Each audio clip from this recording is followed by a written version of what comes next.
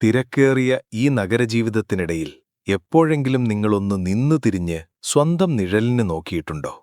നമ്മൾ എന്തിനാണിങ്ങനെ ഓടുന്നത്? പണത്തിനു വേണ്ടിയാണോ? പ്രശസ്തിക്കു വേണ്ടിയാണോ? അതോ മറ്റുള്ളവരെ ബോധ്യപ്പെടുത്താൻ വേണ്ടിയാണോ? പലപ്പോഴും ഈ ഓട്ടത്തിനിടയിൽ നമ്മൾ മറന്നുപോകുന്ന ഒരു കാര്യമുണ്ട്. അത് നമ്മുടെ ജീവനാണ്, നമ്മുടെ ആയുസ്സാണ്.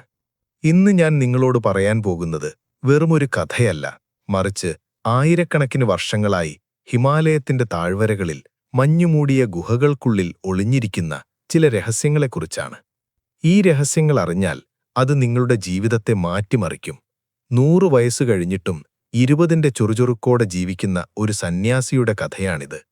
ഈ കഥയിലൂടെ നമ്മൾ സഞ്ചരിക്കുമ്പോൾ നിങ്ങളുടെ മനസ്സ് ശാന്തമാകും, നിങ്ങളുടെ ഹൃദയത്തിൽ പുതിയൊരു വെളിച്ചം തെളിയും. അതുകൊണ്ട് തിരക്കുകളെല്ലാം മാറ്റിവെച്ച് ശാന്തമായി ഒരിടത്തിരുന്ന് കണ്ണുകളടച്ച് എന്റെ ശബ്ദത്തിന് കാതോർക്കുക. നമുക്കാ യാത്ര തുടങ്ങാം. ഹിമാലയത്തിന്റെ ഏറ്റവും ഉയരത്തിലുള്ള മനുഷ്യവാസം തീരെയില്ലാത്ത ഒരു പ്രദേശത്താണ് ആ പഴയ ആശ്രമം സ്ഥിതി ചെയ്തിരുന്നത്. അവിടെ എപ്പോഴും കൊടും തണുപ്പാണ്. മരവിപ്പിക്കുന്ന കാറ്റ് എപ്പോഴും വീശിക്കൊണ്ടിരിക്കും. ആ ആശ്രമത്തിലേക്ക് എത്തിച്ചേരുക എന്നത് അത്ര എളുപ്പമുള്ള കാര്യമായിരുന്നില്ല. എന്നാൽ ജീവിതത്തിലെ എല്ലാ പ്രതീക്ഷകളും അസ്തമിച്ച് രോഗങ്ങളും മാനസിക സംഘർഷങ്ങളും കൊണ്ട് തളർന്ന ഒരു യുവാവ് ആ മല കയറാൻ തീരുമാനിച്ചു. അയാളുടെ പേര് നമുക്ക് തൽക്കാലം രാഹുൽ എന്ന് വിളിക്കാം. രാഹുൽ നഗരത്തിൽ വലിയൊരു ബിസിനസ്സുകാരനായിരുന്നു. കൈനിറയെ പണം, വലിയ വീട്, കാറുകൾ എല്ലാം ഉണ്ടായിരുന്നു. പക്ഷേ 35-ാം വയസ്സിൽ തന്നെ അയാൾക്ക് വാർദ്ധക്യം ബാധിച്ചതുപോലെ തോന്നി. ഉറക്കമില്ലായ്മ, ദഹനക്കുറവ്, വിട്ടുമാറാത്ത ക്ഷീണം, അകാരണമായ ഭയം. ഡോക്ടർമാർ പല മരുന്നുകളും നൽകി. പക്ഷേ മനസ്സിന്റെ സമാധാനം മരുന്നുകുപ്പികളിൽ കിട്ടില്ലല്ലോ. അങ്ങനെയാണ് അയാൾ പണ്ടെപ്പോഴോ കേട്ടറിഞ്ഞ ആ സന്യാസിയെ തേടി ഹിമാലയത്തിലേക്ക് യാത്ര തിരിച്ചത്. ദിവസങ്ങളോളം നീണ്ട യാത്ര. ഒടുവിൽ ശ്വാസം കിട്ടാതെ കിതച്ചുകൊണ്ട് തളർന്ന കാലുകളോടെ അയാൾ ആ ആശ്രമത്തിന്റെ മുറ്റത്തെത്തി. ആശ്രമത്തിന്റെ മുറ്റത്ത് മഞ്ഞുതുള്ളികൾ വീണുകിടക്കുന്ന പച്ച പുൽത്തകടിയിൽ ഒരാൾ ഇരിക്കുന്നുണ്ടായിരുന്നു. കാവ്യവസ്ത്രമല്ല, മറിച്ച് മരകുരി പോലുള്ള ലളിതമായ വസ്ത്രം ധരിച്ച ഒരാൾ. അയാളുടെ തലമുടി നീണ്ടു നരച്ചിരുന്നു. മുഖത്ത് അത്ഭുതകരമായൊരു തേജസ്, കണ്ണുകളിൽ ഒരു നക്ഷത്രം പോലെ തിളക്കം. കണ്ടാൽ 60 വയസ്സ് തോന്നിക്കുമെങ്കിലും അയാളുടെ ചലനങ്ങൾക്ക് ഒരു യുവാവിന്റെ വേഗതയുണ്ടായിരുന്നു. രാഹുൽ അദ്ദേഹത്തിന്റെ അടുത്തേക്ക് ചെന്നു. ഒന്നും മിണ്ടാതെ അദ്ദേഹത്തിന്റെ കാൽക്കൽ വീണു. ആ സന്യാസി മെല്ലെ പുഞ്ചിരിച്ചുകൊണ്ട് രാഹുലിനെ എഴുന്നേൽപ്പിച്ചു. ആ സ്പർശനത്തിൽ തന്നെ രാഹുലിന്റെ ശരീരത്തിലൂടെ ഒരു തണുത്ത വൈദ്യുതി കടന്നുപോയതുപോലെ തോന്നി. "നീ വരാൻ വൈകിപ്പോയി മകനെ," ആ സന്യാസി പറഞ്ഞു. അദ്ദേഹത്തിന്റെ ശബ്ദം മലയിടുക്കുകളിൽ തട്ടിമുഴങ്ങുന്ന മണിനാദം പോലെ ഗംഭീരമുള്ളതായിരുന്നു. രാഹുൽ കരഞ്ഞുപോയി. "ഗുരോ, എനിക്ക് ജീവിക്കണം. പക്ഷേ എനിക്കിനി അധികം സമയമില്ലെന്ന് എനിക്ക് തോന്നുന്നു. എന്റെ ശരീരം എന്നെ ചതിക്കുകയാണ്, മനസ്സെന്നെ കൊല്ലുകയാണ്. എന്നെ രക്ഷിക്കണം. അവിടത്തെ പോലെ ദീർഘകാലം ആരോഗ്യത്തോടെ ജീവിക്കാൻ എന്തു വഴിയാണുള്ളത്?" ആ സന്യാസി ചിരിച്ചു. ആ ചിരിയിൽ ലോകത്തിലെ എല്ലാ സങ്കടങ്ങളും അലിയിച്ചു കളയാനുള്ള കഴിവുണ്ടായിരുന്നു. അദ്ദേഹം രാഹുലിനെ ആശ്രമത്തിനകത്തേക്ക് ക്ഷണിച്ചു. അവിടെ ഒരു ചെറിയ മൺപാത്രത്തിൽ നിന്നും ചൂടുള്ള പച്ചമരുന്ന് ചായ പകർന്നു നൽകി. ആ ചായയുടെ ഗന്ധം തന്നെ രാഹുലിന് എന്തെന്നില്ലാത്ത ഉന്മേഷം നൽകി. അവർ രണ്ടുപേരും ആ ആശ്രമത്തിന്റെ വരാന്തയിലിരുന്നു. ദൂരെ മഞ്ഞുമൂടിയ കൊടുമുടികളിൽ സൂര്യപ്രകാശം തട്ടി സ്വർണ്ണ നിറത്തിൽ തിളക്കുന്നത് അവർ കണ്ടു. സന്യാസി പറഞ്ഞു തുടങ്ങി. "നോക്കു മകനെ, നീ നോക്കുന്നത് എന്റെ ശരീരത്തിലേക്കാണ്. നീ അത്ഭുതപ്പെടുന്നത് എന്റെ ഈ തൊലിപ്പുറത്തെ ചുളിവുകളില്ലാത്ത ചർമ്മം കണ്ടിട്ടാണ്. എന്റെ പ്രായം 110-ന് മുകളിലായി. പക്ഷെ ഇന്നും എനിക്ക് ഈ മലകൾ ഓടിക്കയറാം. നിന്റെ നഗരത്തിലെ ജിമ്മുകളിൽ പോയി മസിലുണ്ടാക്കുന്ന ചെറുപ്പക്കാരേക്കാൾ ഭാരം എനിക്ക് ചുമക്കാൻ കഴിയും. ഇത് ഞാൻ കഴിക്കുന്ന ഏതെങ്കിലും അത്ഭുതമരുന്നിന്റെ ഗുണമല്ല, മറിച്ച് ഞാൻ പാലിക്കുന്ന ലളിതമായ 3 നിയമങ്ങളുടെ ഫലമാണ്. പ്രകൃതി എനിക്ക് നൽകിയ, ഞാൻ പ്രകൃതിക്ക് തിരികെ നൽകുന്ന 3 നിയമങ്ങൾ." രാഹുൽ ആകാംക്ഷയോടെ കാത്തിരുന്നു. സന്യാസി തുടർന്നു. "നിങ്ങൾ നഗരവാസികൾ ജീവിതത്തെ ഒരു മത്സരമായിട്ടാണ് കാണുന്നത്. നിങ്ങൾ ഓടുകയാണ്, എങ്ങോട്ടുമില്ലാതെ. ആ ഓട്ടത്തിനിടയിൽ നിങ്ങൾ ശ്വാസമെടുക്കാൻ പോലും മറക്കുന്നു. ഒരു കാർ ഓടിക്കണമെങ്കിൽ അതിൽ പെട്രോൾ വേണം, എഞ്ചിൻ ഓയിൽ വേണം, കൃത്യമായ സർവീസ് വേണം. എന്നാൽ നിങ്ങൾ നിങ്ങളുടെ ശരീരമാകുന്ന വാഹനത്തെ ഒട്ടും സ്നേഹിക്കുന്നില്ല. അതിൽ മാലിന്യങ്ങൾ നിറയ്ക്കുന്നു. എന്നിട്ടത് കേടാകുമ്പോൾ കരയുന്നു. ദീർഘായുസ് എന്നത് ഒരു ഭാഗ്യമല്ല, അതൊരു തീരുമാനമാണ്, അതൊരു തിരഞ്ഞെടുപ്പാണ്. ഞാൻ നിനക്ക് 3 നിയമങ്ങൾ പറഞ്ഞുതരാം. ഈ 3 നിയമങ്ങൾ നീ നിന്റെ ജീവിതത്തിൽ പകർത്തിയാൽ നിന്റെ രോഗങ്ങൾ മാത്രമല്ല, നിന്റെ വിധിയും മാറും. രാഹുൽ തന്റെ പോക്കറ്റിൽ നിന്ന് ഒരു ഡയറി എടുക്കാൻ തുനിഞ്ഞു. സന്യാസി അത് തടഞ്ഞു. വേണ്ട, ഇത് എഴുതി സൂക്ഷിക്കേണ്ട ഒന്നല്ല, ഇത് ഹൃദയത്തിൽ പതിപ്പിക്കേണ്ടതാണ്. നീ എഴുതി വച്ചാൽ അതാ കടലാസിൽ മാത്രമേ ഉണ്ടാകൂ. കേൾക്കുക, അനുഭവിച്ചറിയുക. സന്യാസി 1ാമത്തെ നിയമത്തിലേക്ക് കടന്നു. 1ാമത്തെ നിയമം, ഏറ്റവും പ്രധാനപ്പെട്ട നിയമം. ഇതിനെ ഞാൻ ജീവന്റെ താളമെന്ന് വിളിക്കും, അല്ലെങ്കിൽ അദൃശ്യമായ ഭക്ഷണമെന്ന് വിളിക്കാം. മകനെ, നീ എത്ര ദിവസമാണ് ഭക്ഷണം കഴിക്കാതിരുന്നത്? രാഹുൽ മറുപടി പറഞ്ഞു, 2 ദിവസം വരെ ഞാൻ ഉപവസിച്ചിട്ടുണ്ട്. സന്യാസി വീണ്ടും ചോദിച്ചു, വെള്ളം കുടിക്കാതെ എത്ര നേരം നിനക്ക് പിടിച്ചു നിൽക്കാൻ കഴിയും? രാഹുൽ പറഞ്ഞു, ഏറിപ്പോയാൽ 1 ദിവസം. സന്യാസി ചിരിച്ചുകൊണ്ട് ചോദിച്ചു, എന്നാൽ ശ്വാസം വിടാതെ എത്ര നേരം നിനക്ക് പിടിച്ചു നിൽക്കാൻ കഴിയും? രാഹുൽ ഒന്ന് ആലോചിച്ചു. 1-2 മിനിറ്റ്, അതിൽ കൂടുതൽ എനിക്ക് കഴിയില്ല. അവിടെയാണ് രഹസ്യം, സന്യാസി പറഞ്ഞു. നിങ്ങൾ ഭക്ഷണത്തിന് കൊടുക്കുന്ന പ്രാധാന്യം, വെള്ളത്തിന് കൊടുക്കുന്ന പ്രാധാന്യം, എന്തിന് ധരിക്കുന്ന വസ്ത്രത്തിന് കൊടുക്കുന്ന പ്രാധാന്യം പോലും സ്വന്തം ശ്വാസത്തിന് കൊടുക്കുന്നില്ല. നിന്റെ ആയുസ്സിന്റെ നീളം തീരുമാനിക്കുന്നത് നീ കഴിക്കുന്ന ചോറല്ല, നീ എടുക്കുന്ന ശ്വാസമാണ്. നോക്കൂ, പ്രകൃതിയിലേക്ക് നോക്കൂ. വേഗത്തിൽ ശ്വാസമെടുക്കുന്ന ജീവികളെ ശ്രദ്ധിച്ചിട്ടുണ്ടോ? ഒരു പട്ടി അല്ലെങ്കിൽ മുയൽ. അവ വളരെ വേഗത്തിൽ കിതച്ച് കിതച്ച് ശ്വാസമെടുക്കുന്നു. അവയുടെ ആയുസ്സ് വളരെ കുറവാണ്, 10-12 വർഷം. എന്നാൽ ഒരാമയെ നോക്കൂ, അല്ലെങ്കിൽ ഒരാനയെ നോക്കൂ. അവ വളരെ സാവധാനം, വളരെ ആഴത്തിൽ ശ്വാസമെടുക്കുന്നു. ഒരാമ മിനിറ്റിൽ 3-4 തവണ മാത്രമേ ശ്വാസമെടുക്കുന്നുള്ളൂ. അവ ജീവിക്കുന്നത് നൂറ്റാണ്ടുകളാണ്. ഇതാണ് പ്രകൃതിയുടെ കണക്ക്. സന്യാസി രാഹുലിന്റെ മുഖത്തേക്ക് ഉറ്റുനോക്കി. നീ ഇപ്പോൾ ശ്വസിക്കുന്നത് എനിക്ക് കേൾക്കാം. അത് മുറിഞ്ഞു മുറിഞ്ഞാണ് ഇരിക്കുന്നത്. അത് നെഞ്ചിൽ നിന്നാണ് വരുന്നത്. അത് വയറ്റിലേക്ക് ഇറങ്ങുന്നില്ല. നിന്റെ ശ്വാസം ആഴമില്ലാത്തതാണ്. അതുകൊണ്ടാണ് നിന്റെ മനസ്സും ആഴമില്ലാത്തതായി പോയത്. ദീർഘായുസ്സിന്റെ 1ാമത്തെ നിയമം ഇതാണ്. ശ്വാസത്തെ നിയന്ത്രിക്കുന്നവൻ ജീവനെ നിയന്ത്രിക്കുന്നു. നിന്റെ ഓരോ ശ്വാസവും അറിഞ്ഞുകൊണ്ടെടുക്കുക. നമ്മൾ ജനിക്കുമ്പോൾ ആദ്യം ചെയ്യുന്നത് ശ്വാസം ഉള്ളിലേക്കെടുക്കലാണ്. മരിക്കുമ്പോൾ അവസാനം ചെയ്യുന്നത് ശ്വാസം പുറത്തേക്ക് വിടലും. ഈ 2 ബിന്ദുക്കൾക്കിടയിലുള്ള ദൂരമാണ് ജീവിതം. ഈ ദൂരം കൂട്ടാൻ ഒരേ ഒരു വഴിയേ ഉള്ളൂ, ശ്വാസത്തിന്റെ വേഗത കുറയ്ക്കുക. പക്ഷെ ഗുരുജി, തിരക്കേറിയ ജീവിതത്തിൽ എനിക്കെപ്പോഴും ശ്വാസം ശ്രദ്ധിക്കാൻ കഴിയില്ലല്ലോ. രാഹുൽ സംശയം പ്രകടിപ്പിച്ചു. സന്യാസി ഒരു ഉണങ്ങിയ ഇല കയ്യിലെടുത്തു. തിരക്ക് പുറത്തല്ല, നിന്റെ അകത്താണ്. നീ ഓഫീസിലിരിക്കുമ്പോഴും വണ്ടി ഓടിക്കുമ്പോഴും, എന്തിന് ഉറങ്ങുമ്പോഴും നിന്റെ ശ്വാസം നിന്റെ നിയന്ത്രണത്തിലല്ല. നീ കോപിക്കുമ്പോൾ നിന്റെ ശ്വാസം വേഗത്തിലാകുന്നു. നീ ഭയപ്പെടുമ്പോൾ ശ്വാസം നിലയ്ക്കുന്നു. നീ സങ്കടപ്പെടുമ്പോൾ ശ്വാസം ഭാരമുള്ളതാകുന്നു. ഇതിന്റെ അർത്ഥമെന്താണ്? നിന്റെ വികാരങ്ങളാണ് നിന്റെ ശ്വാസത്തെ ഭരിക്കുന്നത്. അതു മാറണം. നിന്റെ ശ്വാസം കൊണ്ട് നീ നിന്റെ വികാരങ്ങളെ ഭരിക്കണം. അതാണ് യോഗി ചെയ്യുന്ന വിദ്യ. അദ്ദേഹം തുടർന്നു. രാവിലെ എഴുന്നേൽക്കുമ്പോൾ കിടക്കയിൽ നിന്ന് ചാടി എഴുന്നേൽക്കരുത്. ആദ്യം കണ്ണു തുറന്ന് വയറ് നിറയെ ശ്വാസമെടുക്കുക. ആ ശ്വാസം നിന്റെ നാഭി വരെ എത്തണം. എന്നിട്ട് സാവധാനം, വളരെ സാവധാനം പുറത്തേക്ക് വിടുക. ഇങ്ങനെ 10 തവണ ചെയ്യുക. ഇത് വെറുമൊരു വ്യായാമമല്ല, ഇത് നിന്റെ ശരീരത്തിലെ കോശങ്ങൾക്ക് നൽകുന്ന സന്ദേശമാണ്.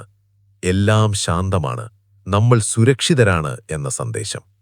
നീ എപ്പോഴാണോ ആഴത്തിൽ ശ്വസിക്കുന്നത്, അപ്പോൾ നിന്റെ ശരീരം സ്വയം കേടുപാടുകൾ തീർക്കാൻ തുടങ്ങുന്നു.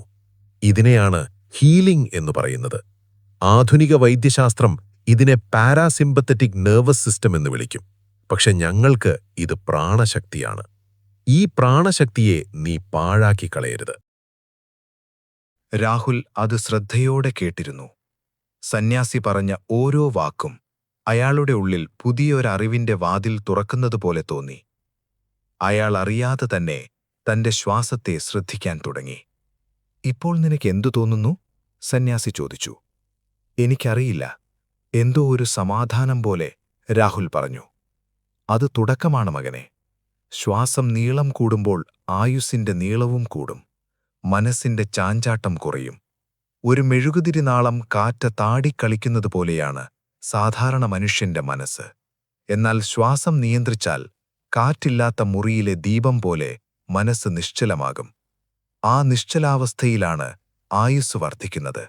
സമയം അവിടെ നിൽക്കുന്നു, പ്രായം അവിടെ തോൽക്കുന്നു. പക്ഷേ ശ്വാസം മാത്രം ശരിയാക്കിയാൽ മതിയോ? പോരാ. നമ്മൾ ഈ ശരീരത്തിലേക്ക് കടത്തിവിടുന്ന മറ്റൊരു കാര്യമുണ്ട്: ഭക്ഷണം.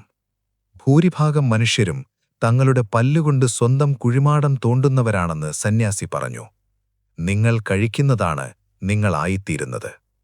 രണ്ടാമത്തെ നിയമം നിന്റെ നാവിനെക്കുറിച്ചല്ല, നിന്റെ വയറിനെക്കുറിച്ചാണ്. രുചിയെക്കുറിച്ചല്ല, അഗ്നിയെക്കുറിച്ചാണ്. സന്യാസി ആ ആശ്രമത്തിന്റെ അടുക്കളയിലേക്ക് നോക്കി. അവിടെ മൺകലത്തിൽ എന്തോ വെന്തുകൊണ്ടിരിക്കുന്നുണ്ടായിരുന്നു. മകനെ, ഒരു കാട്ടിലെ സിംഹം വിശക്കുമ്പോൾ മാത്രമേ വേട്ടയാടൂ. ഒരു പശു വിശക്കുമ്പോൾ മാത്രമേ പുല്ലു തിന്നൂ.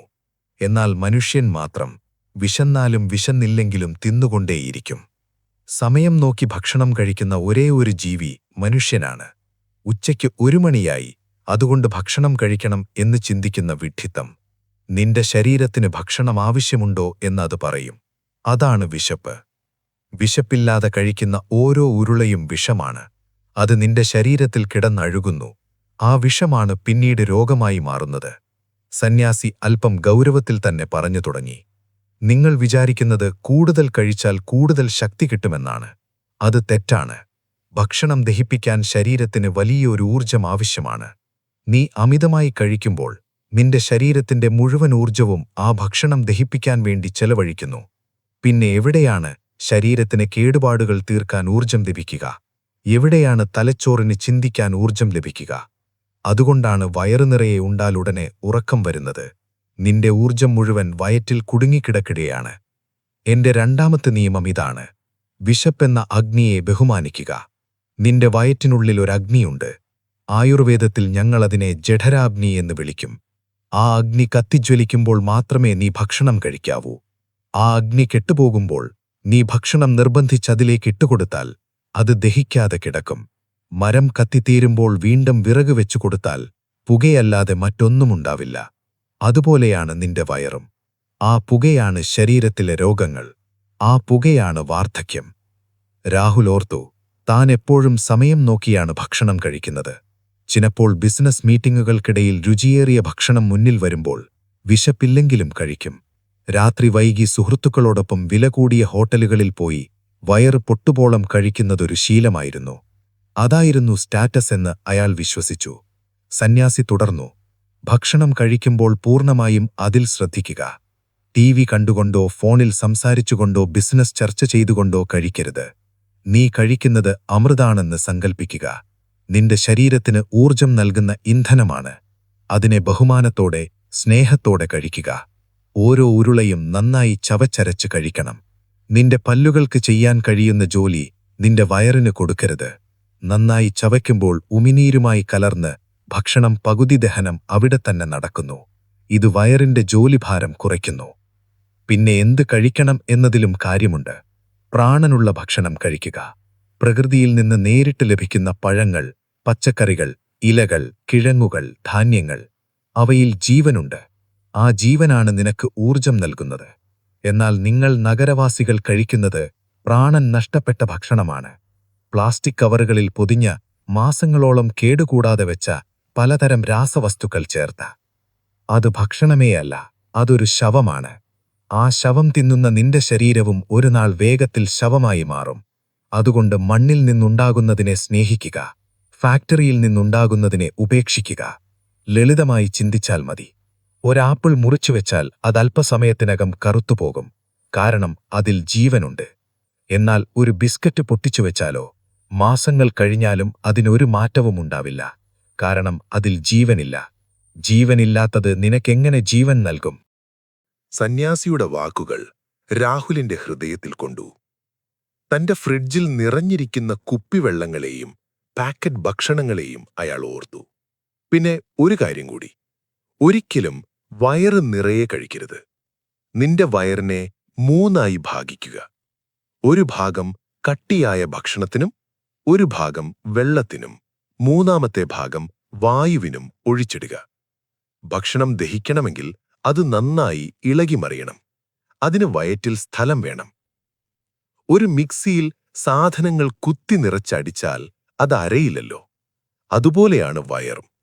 എപ്പോഴും അല്പം വിശപ്പ് ബാക്കി വെച്ചെഴുന്നേൽക്കുക. അത് നിന്റെ ജഠരാഗ്നിയെ കൂടുതൽ ശക്തമാക്കും. നിന്റെ തലച്ചോറിനെ കൂടുതൽ തെളിമയുള്ളതാക്കും. ഭക്ഷണത്തിനു ശേഷം മയക്കം വരുന്നുണ്ടെങ്കിൽ നീ കഴിച്ചത് അമിതമായി പോയി എന്നർത്ഥം. ഭക്ഷണം കഴിഞ്ഞാൽ കൂടുതൽ ഉന്മേഷം തോന്നണം. അതാണ് ശരിയായ അളവ്. ഈ നിയമം നീ പാലിച്ചാൽ നിന്റെ ശരീരത്തിലെ പകുതി രോഗങ്ങളും മരുന്നില്ലാതെ അപ്രത്യക്ഷമാകും. നിന്റെ ചർമ്മം തിളങ്ങാൻ തുടങ്ങും. കണ്ണുകൾക്ക് തിളക്കം കൂടും. ആയുസ് താനെ വർദ്ധിക്കും. സന്യാസി അല്പനേരം നിർത്തി. ദൂരെ ഒരു പരുന്ത് ആകാശത്ത് വട്ടമിട്ട് പറക്കുന്നത് നോക്കി നിന്നു. പിന്നെ രാഹുലിനോടായി പറഞ്ഞു, ഞാനീ പറഞ്ഞ 2 നിയമങ്ങളും ശരീരത്തെക്കുറിച്ചായിരുന്നു. ശ്വാസവും ഭക്ഷണവും. ഇവ രണ്ടും വളരെ പ്രധാനപ്പെട്ടതാണ്. എന്നാൽ ഇവയേക്കാൾ പ്രധാനപ്പെട്ട ഇവ രണ്ടിനെയും നിയന്ത്രിക്കുന്ന മൂന്നാമതൊരു നിയമമുണ്ട്. അതാണ് ഏറ്റവും വലിയ രഹസ്യം. ആ നിയമം തെറ്റിച്ചാൽ നീ എത്ര നല്ല ഭക്ഷണം കഴിച്ചിട്ടും എത്ര നന്നായി ശ്വസിച്ചിട്ടും കാര്യമില്ല. നിന്റെ ആയുസ് കുറഞ്ഞുകൊണ്ടേയിരിക്കും. രാഹുലിന്റെ മുഖത്ത് ആകാംക്ഷ നിറഞ്ഞു. എന്താണ് ഗുരുജി ആ മൂന്നാമത്തെ നിയമം? സന്യാസി പുഞ്ചിരിച്ചു. മൂന്നാമത്തെ നിയമം നിന്റെ മനസ്സിനെക്കുറിച്ചാണ്. മനസ്സിന്റെ ഭാരം ഇറക്കി വയ്ക്കുക എന്നതാണ് ആ നിയമം. നോക്കൂ മകനെ, നിന്റെ ശരീരത്തേക്കാൾ വേഗത്തിൽ നിന്നെ കൊല്ലുന്നത് നിന്റെ ചിന്തകളാണ്. നിന്റെ മനസ്സിൽ നീ ചുമന്നു നടക്കുന്ന ഭാരങ്ങളാണ്. ദേഷ്യം, പക, വെറുപ്പ്, അസൂയ, കുറ്റബോധം, ഭയം, ഉത്കണ്ഠ ഇവയെല്ലാം ഓരോ വിഷത്തുള്ളികളാണ്. ഓരോ നിമിഷവും ഈ വിഷം നിന്റെ രക്തത്തിൽ കലർന്നുകൊണ്ടിരിക്കുന്നു. അത് നിന്റെ ഓരോ കോശത്തെയും നശിപ്പിക്കുന്നു. നിന്നെ വാർദ്ധക്യത്തിലേക്ക് തള്ളിവിടുന്നു. അദ്ദേഹം ഒരു ഉദാഹരണം പറഞ്ഞു. പണ്ട് ഇതുപോലെ 2 സന്യാസിമാർ ഒരു നദി കടക്കാൻ പോവുകയായിരുന്നു. നദിയിൽ നല്ല ഒഴുക്കുണ്ടായിരുന്നു. കരയിൽ സുന്ദരിയായൊരു യുവതി നദി കടക്കാൻ പറ്റാതെ വിഷമിച്ചു നിൽക്കുണ്ടായിരുന്നു. ഒന്നാമത്തെ സന്യാസി അവളെ കണ്ട ഭാവം നടിച്ചില്ല. കാരണം സ്ത്രീകളെ സ്പർശിക്കുന്നത് സന്യാസത്തിന് ചേർന്നതല്ല. എന്നാൽ രണ്ടാമത്തെ സന്യാസി ആ യുവതിയെ തന്റെ തോളിലേറ്റി നദിയുടെ അക്കരെയെത്തിച്ചു. എന്നിട്ട് അവർ യാത്ര തുടർന്നു. മണിക്കൂറുകൾ കഴിഞ്ഞിട്ടും ഒന്നാമത്തെ സന്യാസിയുടെ മുഖം ദേഷ്യം കൊണ്ട് ചുവന്നിരുന്നു. അയാൾക്ക് സഹിക്കാൻ കഴിഞ്ഞില്ല. അയാൾ രണ്ടാമനോട് ചോദിച്ചു, നിങ്ങൾ എന്തിനാണ് നമ്മുടെ നിയമം തെറ്റിച്ചത്? എന്തിനാണ് ആ സ്ത്രീയെ സ്പർശിച്ചത്? അപ്പോൾ രണ്ടാമത്തെ സന്യാസി ചിരിച്ചുകൊണ്ട് പറഞ്ഞു, ഞാൻ ആ സ്ത്രീയെ മണിക്കൂറുകൾക്ക് മുൻപ് നദിയുടെ കരയിൽ ഇറക്കി വെച്ചു. പക്ഷെ നിങ്ങൾ ഇപ്പോഴും അവളെ ചുമന്നുകൊണ്ടിരിക്കുകയാണല്ലോ. ഈ കഥ പറഞ്ഞിട്ട് സന്യാസി രാഹുലിന്റെ കണ്ണുകളിലേക്ക് നോക്കി. മകനെ, നീയും അതുപോലെയാണ്. കഴിഞ്ഞുപോയ കാര്യങ്ങളെ, നിന്നെ വേദനിപ്പിച്ചവരെ, നീ ചെയ്ത തെറ്റുകളെ എല്ലാം ഒരു ഭാണ്ഡക്കെട്ടാക്കി ഇപ്പോഴും ചുമന്നുകൊണ്ടിരിക്കുന്നു. ആ ഭാരം നിന്റെ നടുവൊടിക്കുന്നു. നിന്റെ ഊർജം മുഴുവൻ ചോർത്തിക്കളയുന്നു. ഓർക്കുക, ഭൂതകാലം മരിച്ചുപോയി. അതൊരു ഓർമ്മ മാത്രമാണ്. അതിനെക്കുറിച്ച് ചിന്തിച്ച് നീ എന്തിനാണ് നിന്റെ ഇന്നത്തെ ഊർജം നശിപ്പിക്കുന്നത്? ഭാവിയോ? അതിതുവരെ ജനിച്ചിട്ടില്ല. അതൊരു സങ്കല്പം മാത്രമാണ്. വരാനിരിക്കുന്ന കാര്യങ്ങളെക്കുറിച്ച് ആദി പിടിച്ച് എന്തിനാണ് നീ നിന്റെ ഇന്നത്തെ സമാധാനം കളയുന്നത്? ജീവിതമെന്നത് ഈ നിമിഷമാണ്. ഇപ്പോൾ, ഇവിടെ. നീ ഈ ശ്വാസം ഉള്ളിലേക്കെടുക്കുന്ന ഈ നിമിഷം, ഞാൻ ഈ സംസാരിക്കുന്ന നിമിഷം, ഇത് മാത്രമാണ് സത്യം. ഈ സത്യത്തിൽ ജീവിക്കാൻ പഠിക്കുക. നിന്റെ ശ്രദ്ധയെ ഈ നിമിഷത്തിലേക്ക് കൊണ്ടുവരിക. ദേഷ്യം വരുമ്പോൾ ആ ദേഷ്യത്തെ ശ്രദ്ധിക്കുക. അത് ശരീരത്തിൽ എവിടെയാണ് അനുഭവപ്പെടുന്നത് എന്ന് നോക്കുക. അത് ഹൃദയമിടിപ്പ് കൂട്ടുന്നുണ്ടോ? കൈകൾ വിറയ്ക്കുന്നുണ്ടോ? അതിനെ അടക്കാൻ ശ്രമിക്കരുത്. അതിനോട് യുദ്ധം ചെയ്യാനും പോകരുത്. ഒരു സാക്ഷിയെപ്പോലെ അതിനെ നോക്കി നിൽക്കുക. അപ്പോൾ നീ കാണും, ആ ദേഷ്യം ഒരു കറുത്ത മേഘം പോലെ വന്ന് അല്പസമയം നിന്ന് പിന്നെ തനിയെ അപ്രത്യക്ഷമാകുന്നത്. വികാരങ്ങൾ നമ്മുടെ അതിഥികളാണ്. അവർ വരും, പോകും. അവരെ പിടിച്ചുവെക്കാൻ ശ്രമിക്കുമ്പോഴാണ് പ്രശ്നം. സന്യാസി തുടർന്നു. ക്ഷമിക്കാൻ പഠിക്കുക. ക്ഷമിക്കുന്നത് മറ്റൊരാൾക്ക് വേണ്ടിയല്ല, നിനക്ക് വേണ്ടിയാണ്. നിന്റെ മനസ്സിലെ ഭാരം ഇറക്കി വയ്ക്കാനാണ്. ഒരാളോട് പകവെച്ചുകൊണ്ട് നടക്കുമ്പോൾ നീ കുടിക്കുന്ന വിഷം അയാൾ മരിക്കാൻ വേണ്ടിയാണെന്ന് കരുതുന്നത് പോലെയാണ്.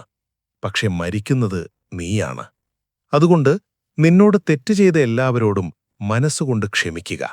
അവരെ സ്വതന്ത്രരാക്കുക. അതിലൂടെ നീ സ്വതന്ത്രനാകും. അതുപോലെ നീ ചെയ്ത തെറ്റുകൾക്ക് നിന്നോട് തന്നെ ക്ഷമിക്കുക. മനുഷ്യർക്ക് തെറ്റുപറ്റും. അത് അംഗീകരിക്കുക. അതിൽ നിന്ന് പാഠം ഉൾക്കൊള്ളുക. മുന്നോട്ടു പോകുക. ആ കുറ്റബോധമെന്ന കല്ലും നിന്റെ ഭാണ്ഡത്തിൽ നിന്ന് എടുത്തുമാറ്റുക. അവസാനമായി, ഒന്നിനോടും അമിതമായി ഒട്ടിച്ചേരരുത്. നിന്റെ പണം, പദവി, വീട്, ബന്ധങ്ങൾ, എന്തിന് നിന്റെ ഈ ശരീരം പോലും ശാശ്വതമല്ല. എല്ലാം ഒരുനാൾ നഷ്ടപ്പെടും.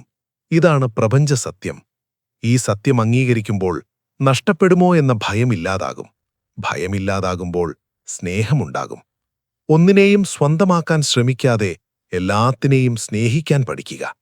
ഒരു പൂവിനെ സ്നേഹിക്കുന്നുവെങ്കിൽ അതിനെ ചെടിയിൽ നിന്ന് പറിച്ചെടുക്കരുത്. അതിനെ അവിടെ നിന്ന് ആസ്വദിക്കുക. ഒരു പുഴയെ സ്നേഹിക്കുന്നുവെങ്കിൽ അതിനെ തടകെട്ടി നിർത്തരുത്. അതിന്റെ ഒഴുക്കിനെ ആസ്വദിക്കുക. ഇതാണ് യഥാർത്ഥ സ്നേഹം. ഈ മനോഭാവമാണ് നിർമ്മമത. ഈ അവസ്ഥയിലെത്തുമ്പോൾ നിന്റെ മനസ്സ് ഒരു തൂവൽ പോലെ ഭാരമില്ലാത്തതാകും. ആ മനസ്സിൽ രോഗങ്ങൾക്കിടമില്ല. ആ മനസ്സിൽ വാർദ്ധക്യത്തിന് സ്ഥാനമില്ല. കാരണം സന്തോഷമാണ് ഏറ്റവും വലിയ ഔഷധം. സമാധാനമാണ് ഏറ്റവും വലിയ ടോണിക്. ഈ 3 നിയമങ്ങൾ, ദീർഘമായ ശ്വാസം, മിതമായ ഭക്ഷണം, ഭാരമില്ലാത്ത മനസ്സ്, ഈ 3ഉം ഒരുമിച്ച് ചേരുമ്പോൾ ആയുസ് നിന്റെ പിന്നാലെ വരും. നീ ആയുസ്സിനെ തേടി പോകേണ്ടതില്ല. സന്യാസി പറഞ്ഞു നിർത്തി. സന്യാസിയുടെ വാക്കുകൾ കേട്ട് രാഹുൽ അല്പനേരം മൗനമായിരുന്നു. മലനിരകൾക്ക് മുകളിൽ സന്ധ്യ മയങ്ങാൻ തുടങ്ങിയിരുന്നു. തണുത്ത കാറ്റ് വീശുന്നുണ്ടെങ്കിലും രാഹുലിന്റെ ഉള്ളിൽ വല്ലാത്തൊരു ചൂടനുഭവപ്പെട്ടു. അറിവിന്റെ ചൂട്. സന്യാസി വീണ്ടും തുടർന്നു. മകനെ, ഈ മനസ്സിന്റെ ഭാരം ഇറക്കിവെക്കുന്നതിൽ ഏറ്റവും പ്രധാനപ്പെട്ട ഒരു സമയം കൂടിയുണ്ട്. അതാണ് നിന്റെ ഉറക്കം.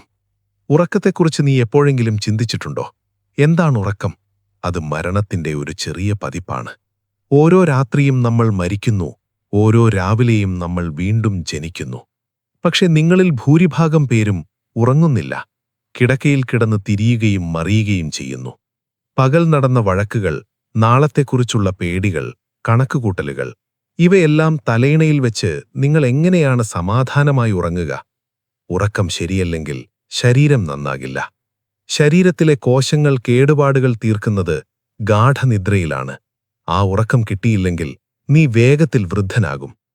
അതുകൊണ്ട് കിടക്കുന്നതിനു മുൻപ് ഒരു പതിവുണ്ടാക്കുക. കുളിക്കണമെന്നല്ല ഞാൻ പറയുന്നത്, മനസ്സ് കുളിക്കണം.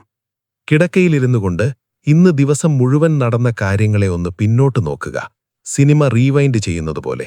എന്നിട്ട് ഇന്ന് നിന്നെ വേദനിപ്പിച്ചവരോട് മനസ്സുകൊണ്ട് ക്ഷമിക്കുക. ഞാൻ നിങ്ങളോട് ക്ഷമിക്കുന്നു. എനിക്ക് നിങ്ങളോടൊരു പരാതിയുമില്ല.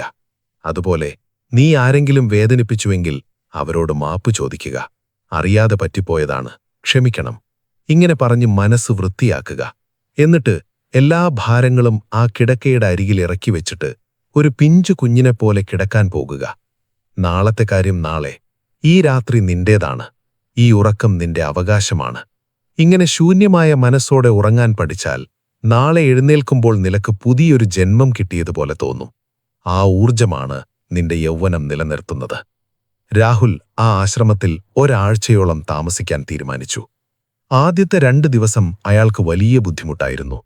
ഫോണില്ല, ഇന്റർനെറ്റില്ല, ടിവിയില്ല. മനസ്സ് അസ്വസ്ഥമായിക്കൊണ്ടിരുന്നു. പഴയ ചിന്തകൾ ഇടയ്ക്കിടെ വന്ന് ശല്യപ്പെടുത്തി. എന്നാൽ സന്യാസി പഠിപ്പിച്ചതുപോലെ ശ്വാസത്തിൽ ശ്രദ്ധിച്ചപ്പോൾ ആ അസ്വസ്ഥതകൾ കുറയാൻ തുടങ്ങി. ഓരോ തവണ ശ്വാസം ഉള്ളിലേക്കെടുക്കുമ്പോഴും ഹിമാലയത്തിലെ പരിശുദ്ധമായ വായു തന്റെ ശരീരത്തിലെ ഓരോ കോശത്തെയും ഉണർത്തുന്നതയാൾ അറിഞ്ഞു. ഓരോ തവണ ശ്വാസം പുറത്തേക്ക് വിടുമ്പോഴും തന്റെ ഉള്ളിലെ മാലിന്യങ്ങളും വിഷമങ്ങളും പുറത്തേക്ക് പോകുന്നത് അയാൾ അനുഭവിച്ചു. അയാൾ ഭക്ഷണം കഴിക്കുന്ന രീതി മാറ്റി. ആർത്തി പിടിച്ച് വാരിവലിച്ച് തിന്നുന്നതിന് പകരം മുന്നിൽ കിട്ടിയ ലളിതമായ കഞ്ഞിയും പയറും ലോകത്തിലെ ഏറ്റവും രുചിയുള്ള ഭക്ഷണമായി കണ്ട് ഓരോ തുള്ളിയും ആസ്വദിച്ച് കഴിക്കാൻ തുടങ്ങി. വിശന്നപ്പോൾ മാത്രം കഴിച്ചു. വയറ് നിറയും മുൻപേ എഴുന്നേറ്റു.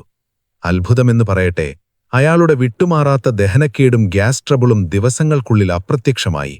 ശരീരത്തിന് വല്ലാത്തൊരു ലാഘവം തോന്നി. പണ്ട് 10 അടി നടന്നാൽ കിതയ്ക്കുമായിരുന്ന അയാൾ ഇപ്പോൾ ആശ്രമത്തിന് ചുറ്റുമുള്ള കുന്നുകൾ അനായാസം കയറിയിറങ്ങാൻ തുടങ്ങി.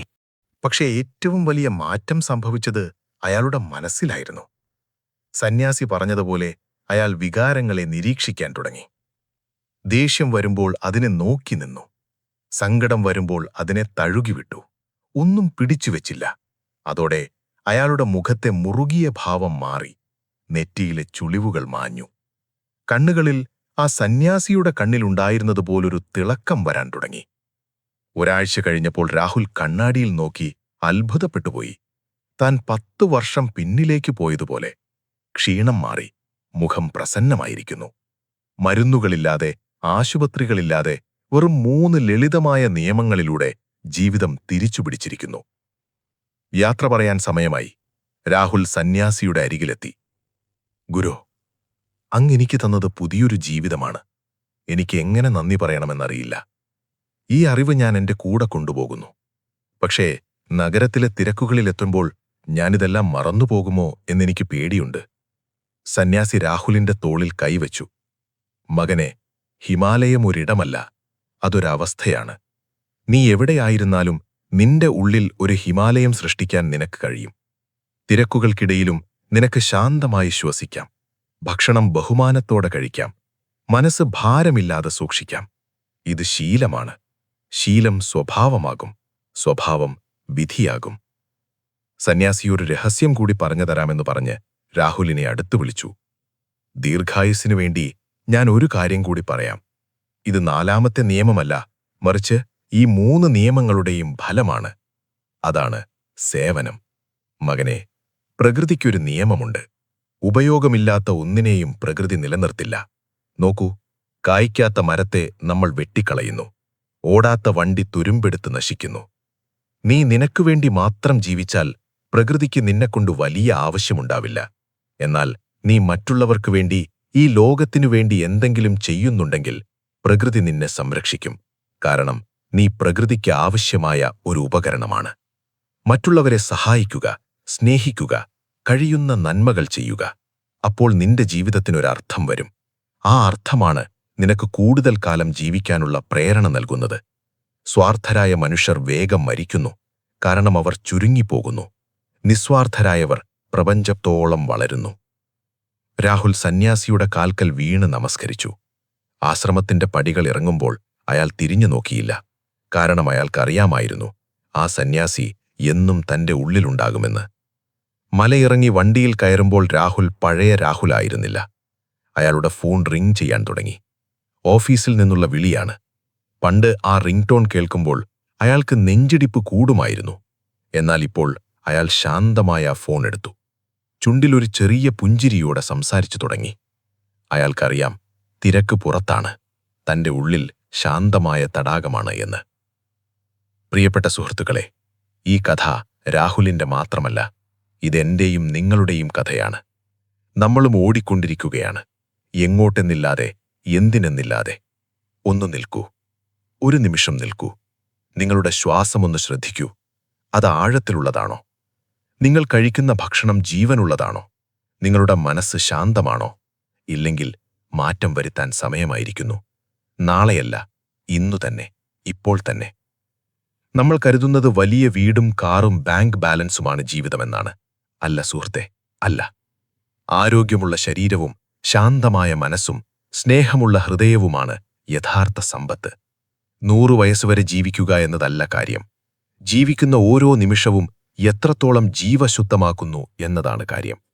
20-ാം വയസ്സിൽ മരിക്കുകയും 80-ാം വയസ്സിൽ കുഴിച്ചിടപ്പെടുകയും ചെയ്യുന്നവരാകരുത് നമ്മൾ. അവസാന ശ്വാസം വരെ ചുറുചുറുക്കോടെ, സന്തോഷത്തോടെ, ചുറ്റുമുള്ളവർക്ക് വെളിച്ചം പകർന്നു നൽകി ജീവിക്കാൻ നമുക്ക് കഴിയണം. ആ സന്യാസി പറഞ്ഞ 3 നിയമങ്ങൾ ഓർമ്മയുണ്ടല്ലോ. 1. ശ്വാസത്തെ നിയന്ത്രിക്കുക, ആഴത്തിൽ ശ്വസിക്കുക. 2. വിശക്കുമ്പോൾ മാത്രം പ്രകൃതിദത്തമായ ഭക്ഷണം ആസ്വദിച്ചു കഴിക്കുക. 3. മനസ്സിന്റെ ഭാരങ്ങൾ, പക, ദേഷ്യം, സങ്കടം എന്നിവ അപ്പപ്പോൾ ഇറക്കിവെക്കുക. ഇതൊരത്ഭുത വിദ്യയല്ല, ഇത് പ്രകൃതിയുടെ നിയമമാണ്. ഈ നിയമങ്ങൾ തെറ്റിക്കുമ്പോഴാണ് നമ്മൾ രോഗികളാകുന്നത്. പ്രകൃതിയിലേക്ക് തിരിച്ചു നടക്കുക. നിങ്ങളുടെ ശരീരം അത്ഭുതങ്ങൾ കാണിക്കുന്നത് നിങ്ങൾക്ക് കാണാം.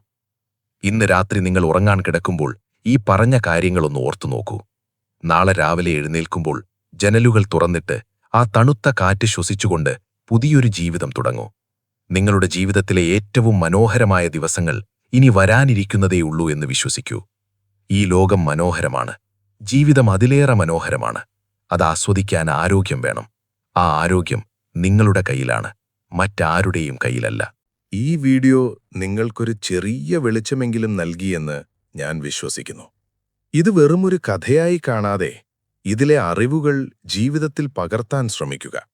ഒരാളുടെയെങ്കിലും ജീവിതത്തിൽ മാറ്റം വരുത്താൻ ഈ വാക്കുകൾക്ക് കഴിഞ്ഞാൽ അതാണ് എൻ്റെ ഏറ്റവും വലിയ സന്തോഷം.